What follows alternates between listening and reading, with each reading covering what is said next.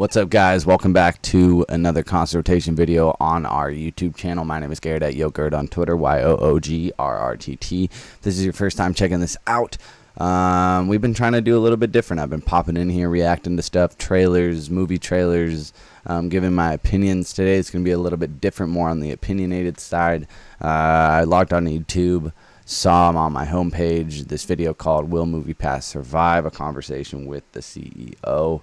And why I care and why I think that we should have this conversation to see if any of you guys care is because I am a MoviePass holder. I use it all the time. I think it's a brilliant service. I don't really understand how it works sometimes because it is like magic when you walk up to a movie and it's just paid for. I mean, you do pay that monthly subscription, but you're most likely not noticing that as much as you would if you saw a movie every day like I have with this thing at times. So yeah, this is basically just a conversation with the CEO himself. We're going to watch a little bit of it. Maybe it's super interesting. We're going to watch all of it. But then I'm going to kind of get into my opinions of it because I'm kind of nervous of their business model at the moment. There's a lot of reports that he's trying to secure some assets to keep the business alive because their business model doesn't really compliment people who want to make money, I guess. So I just figured, you know, if you're a company like that and you have other bigger companies trying to invest in ideas, and this is definitely like an idea of the future, applying technology to movies, and movie prices have been declining over the years, so it's not an outrageous thing to think that someone would want to come out guns a-blazing to try and at least alleviate the problem that we've been seeing for the movie companies. But I don't know if a free card that allows you to see one movie a day for $10 a month is really the answer. I don't know who gets paid or how they get paid. I assume MoviePass is paying the deductibles, or the theaters are stepping in because they're thinking that they're making a lot more on concessions if people are going to come to movies more often. And indie movies, this helps a lot of that because everyone's going to go see an Avengers movie, but you may not go see that cult classic, or not cult classic, but, you know, just a smaller title that didn't have as much marketing dollars behind it to push it and really get it into the mainstream. MoviePass kind of supplements that because when it's hard to get into a Jurassic World just based off of the MoviePass model because you have to be near the theater, it makes sense to actually want to it makes sense that it would complement these smaller movies, because if Jurassic World is sold out, then I'm probably going to be able to get into the random fucking other showing in Theater 8 in the back. You know what I mean? The smaller theater. But without further ado, drum roll please. Really excited, really pumped. Let's get into this conversation. Here at L2, we talk a lot about stocks and even go as far to make some recommendations. However, in this segment, when we interview the CEO of MoviePass, we want to be clear. Us interviewing the CEO of MoviePass is in no way an endorsement of this stock. This stock is off about 99% since its high. And be clear, the market is valuing this company as if it is going out of business. So if you were to buy stock here, think of it as consumption. Similar to betting on the Celtics, by the end of the evening, you might be out of money. In other words, you might lose it all. This is consumption, not investing. Be warned. Made my heart drop. We're here with Mitch Lowe, the CEO of MoviePass, which is probably so this is by L2 Incorporated. The most famous company still in a WeWork. 80 employees, 220 customer service. So Mitch, give us the elevator pitch on MoviePass. Well, you know, MoviePass is really about removing the anxiety of going to the movie theaters. And, you know, going to the movies should be fun. It shouldn't be stressful thinking about, God, is this movie worth it? We got to get out of the house. And so many times people go, you know, I'll just wait and see it on Netflix. So what we're really trying to do is re-energize moviegoing. You know, getting people to enjoy, especially independent film, on the big screen. So $10 every month can see almost any movie. Maximum of one movie a day, is that right? That's the only real limit. Yeah. And how many theaters chains are participating? Almost every theater. It's about 91% of all the theaters. 91.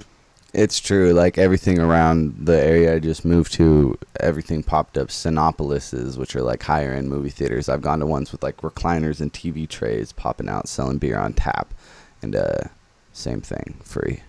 In the U.S. So $10.99 a month or whatever, but you get what I mean.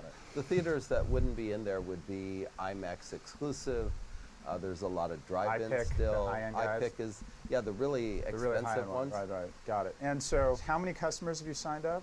We're just a few weeks away from 3 million subscribers. 3 million. And I read somewhere that you're now responsible for 3% of all movie tickets being purchased. 6%. Damn. You're at 6%. We were That's nuts. That's actually like a small number, but when you consider that it's just an app and these guys just kind of started going, it's pretty cool. at 3% in December, but I'm part of the 6%. problem. So it's conceivable that, say, by the end of the year, you could be at 10% of all. You could have a 10% share of all movie going.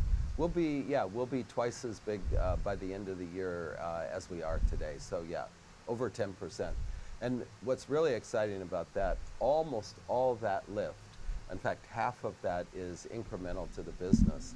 Almost all of that is to small independent films. Yep. People use MoviePass kind of like for movie insurance. They use it to go see the films that They might not have otherwise seen. Yeah. they thought were risky and so on. So this sounds, from a consumer perspective, like a great deal. Uh-huh. It's hard to argue this isn't great for the consumer, Right. right? It seems as if this is the future subscription. We're headed that way. You were at Netflix, right? So Yeah. you get subscription, take decisions out of my life. Co-founder of $70 Netflix. I $70 forgot about that. I remember reading about that when this shit was popping off, that he was fucking over at Netflix, and that's where the money came from. But seems to know. He already started one successful business, that's for sure. Kid, do I not take the kid? Is it worth it? I want to see this movie, but maybe I don't. Boom, just go. I have the card. That right business model, great for the consumer. The question is not whether you're a pioneer, but whether you're going to make it, if you're going to starve as you go through the Rockies, Yeah. right? So you've talked about monetizing. Well, let's back up. Let's look at the economics. On average, how many times does a MoviePass goer right now go to the movies per month? About 1.7 times. So you're losing $7 a month on the COGS, or the cost. They're costing you $17 a month, or 16. You're charging them 10. Right. Is the belief two things? One, that average visitation will go down, and two, there's obviously ways you're going to try and further monetize that. Is that so? Say more. Yeah, we're on a path to get to losing $1 or so per month per subscriber, and at that point we feel really good, about the model, because we have $3 or $4 a month per subscriber that we can generate in other revenue streams. Say more about that. How do you do that? Well, while we're buying 6% of all the movie tickets, when we promote a title like I, Tonya or Tully or any of these like sub $50 million box office titles, we're tripling the amount of market share that we represent. So we're getting up to 18-19% of the total box office. We're adding $3 to $5 million in box office to the studios, and they pay us for that, because we're able to be a really efficient way to market your film. So to jumpstart it, because at the end of the day, if they're paying you and you're paying for the ticket, it's just taking robbing Peter to pay Paul, right? It's not. You're not creating incremental demand. All you might be doing is Robbing Peter to pay Paul. No, we are. That's the name of my band. 50% of what we spend is incremental to the business. Yep. And in fact, what's very coincidental is the industry is saying for the first time that the industry's up 6% this year. We think we represent half of that increase. The studios and distributors pay us because we're a very effective way to get people to actually go to the movie. And it's not because we're. I agree with that. Honestly, like, I've been seeing a lot more movies. Ocean's 8, I probably wouldn't have saw that in theaters. Saw it in theaters, no problem. Geniuses, our customers have no cost of taking our recommendation. So they do it at many more times the rate of the most targeted marketing. Except for when you do that crazy shit that you did with that John Travolta movie. I'll bring that up later. So this feels like it is the future. Good for movie theaters, good for the consumer. The question is, and you can see a path to this being like a Netflix or an Amazon, where they made these enormous investments up front to create intensity across the consumer relationship. I think the question is, do you have the liquidity and funding to get to the West Coast? So right now you're burning around $20 million a month. Is that right? And it doesn't look like you have a lot of cash on hand, but I keep reading about this line of credit for $300 million. Can you talk more about that? Because I looked at your stock. I love stocks. And right now, your stock is being priced as if you're going out of business. Damn. So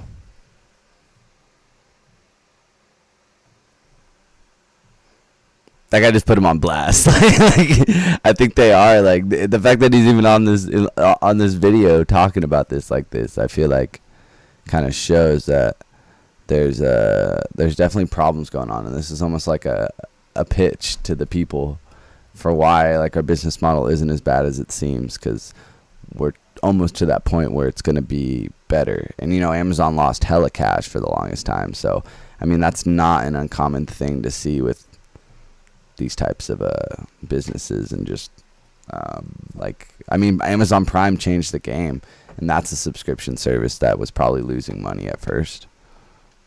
Business. Yeah. And the way I see it is, well, maybe it's an option. So what's the option value? And the option value simply comes down to this. Are you guys going to survive? Yeah. Companies don't go out of business because they have a bad strategy. They don't go out of business because they have bad management. They go out of business because they run out of money. Right.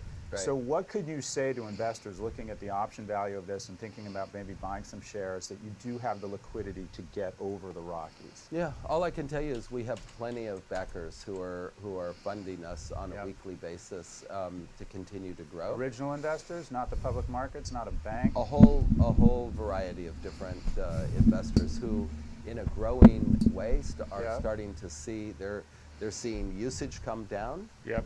They're seeing all the other stickiness of our subscribers. You know, Yep.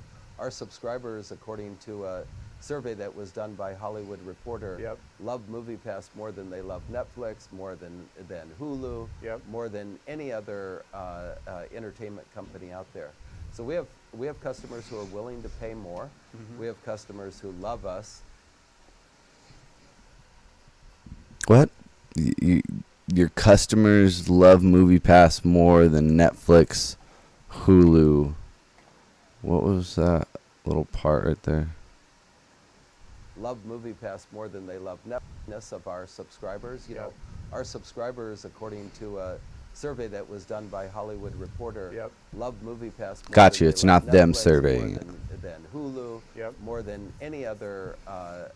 I was gonna say, like, if you're surveying it, you're talking to a very niche kind of biased crowd, because maybe I get what you're saying, and this is like his pitch saying, like, hey, if you love Netflix, love Hulu, other people who have tried both, they love this service more, so it's right up your fucking alley if you love movies. And Hollywood Reporter, Variety, I think it was Reporter, but Hollywood Reporter doing the survey themselves shows that the audience that they would talk to in survey is right up the alley of this as well. So that makes sense. I just thought it was a very weird statistic to throw out there if it was just him conducting the survey. Entertainment company out there. So we have customers who are willing to pay more. Okay. We have customers who love us, I mean, this shit used to be like $50 a month if I remember correctly. and we're offering an amazing deal, and we have the financial backing to continue to grow. So what happens, I'm trying to think, it feels like there's a couple natural acquirers. If one of the movie chains decided they wanted to build a loyalty program and get a huge jump start, maybe even a movie studio, I don't know, would Netflix, I mean, who in your mind, I know you can't talk about anyone who's approached you, but it feels like if you have a few million relationships with a few million consumers, right there's some value, because couldn't you just at the end of the day raise the price to $20, take it down to $500,000 or $1 million, and get to break even pretty quickly? Yeah, 12% of our subscribers use over 40% of our movies, of our costs. So 6% of the people who heard that didn't know what you meant, and 12% did. Since you like statistics so much, I'm going to just throw percentages out there too. I just thought that was funny. 12%, Just boot them out. if that 12% Or raise their prices. went away, we'd be profitable today.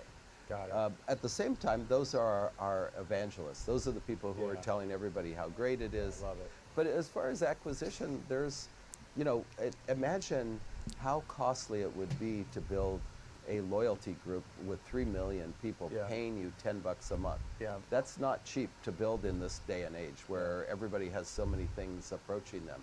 Yeah. So and at 10 million, at 20 million subscribers, that's a hugely valuable asset to studios, to products, Yeah.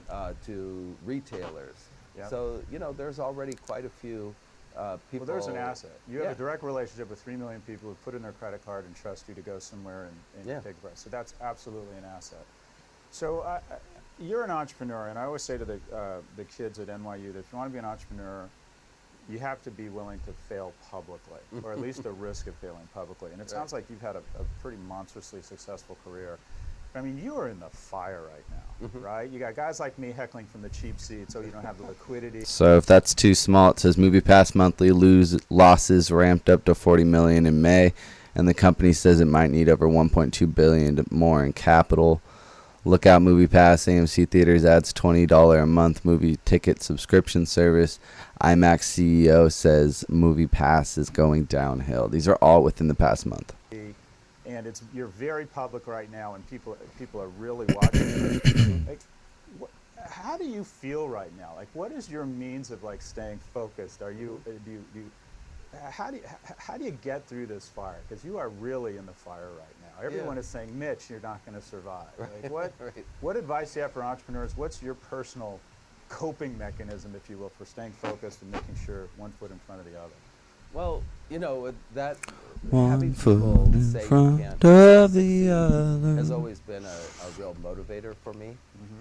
You know, maybe it's a little bit of, maybe it's, you know, I'm off balance a little bit, but I love that motivation to prove people wrong. But, you know, deep inside, what I really am on a mission to do is to help independent filmmakers get their product seen on the big screen where they made the film to be seen. That's my, you know, this all started when... You're helping the long tail. Yeah. That's, I guess that's your Yeah, it's like, you know... I don't know, that's kind of a cop out in my opinion, but for sure, if that's one of your goals. You go to a film festival, you see so many great movies that never see the light of day. Yeah. And those guys put their passion into making the film, and so I just keep focused on the end result, and that is where, you know, a creative filmmaker can actually see their film on a big screen and actually have a lot of people who might love the film seeing it. Last question. Best movie of 2017 and best movie of 2018 you've seen so far? I never get out to the movies. What? I'm kidding. I can't remember because... All right, that's enough. I don't care about your fucking movie choices. Your movie picks. Your picks of movies. Like, all right. So MoviePass. Based off of that, it sounds like this company is for sure struggling. There's no two ways around that. It also sounds like the guy's very honest. He may be swimming with sharks right now. He may be on the verge of drowning. So he may just be waiting and trying to figure out how the fuck to get a conversation out there with the people to maybe want them to come through. This thing's been out for 5 days. This little interview, like I said, it just popped up on my feed, but it already has 140,095 plays, 776 likes, 14 dislikes. So people are responding, whether or not it's just the channel's content. Again, this is coming by way of L2 Incorporated. This guy Scott, shout out to Scott, came through and sat down with Mitch Lowe. That is the CEO. I'm still going to be using it, but in my opinion, what I'm looking at this as is not something I should go invest my money in. It's not something that I should... It's not even something I should really like praise in a way, because it is a failing business model. He just said that he loses $6 per subscription on average every single month, so that fails. So all that says to me is that as someone who has this card in their wallet currently, that we should most 1050% definitely take advantage of this thing as much as we can, because we don't know if this shit's gonna get bought out. We don't know if anything is gonna be existing in July. Fuck, it sounds like they're working on a pretty small time frame, to be honest. So yeah, I say go out there, use your MoviePass. I would not recommend necessarily putting your money into this other than just the subscription fee, but make sure you go out there more than 1.7 times, because that seems to be the average apparently, which is way lower than it should be, because you're getting one free movie every single fucking day. But I get it, the movie theater is still a hard place to go to, people are busy, but regardless, yeah, go use your MoviePass more. I think that's all we can really take from this as the consumer. And then as time goes on, we will see if anyone else wants to put their money where their mouth is, or money where Mike Lowe's mouth is, or Mitch Lowe's mouth is. Mike Rowe is the guy from Dirty Jobs, but Mitch Lowe is the CEO of MoviePass. The more you know. My name is Gary.Yogurt on Twitter, YOOGRRTT. Go down into the comment section below. Let me know if you have a MoviePass, if you plan on having a MoviePass, or why you don't have a MoviePass. Hell, are you going to get that AMC rival subscription service for $20 a month? Again, let me know in the comment section below. Follow me on Twitter and Instagram, YOOGRRTT. You can follow this channel, subscribe to this channel. More videos like this coming soon. I want to have a conversation with you on a constant rotation of topics. So come on this journey with me, and yeah, we'll have a great time. Take care. That's all, folks.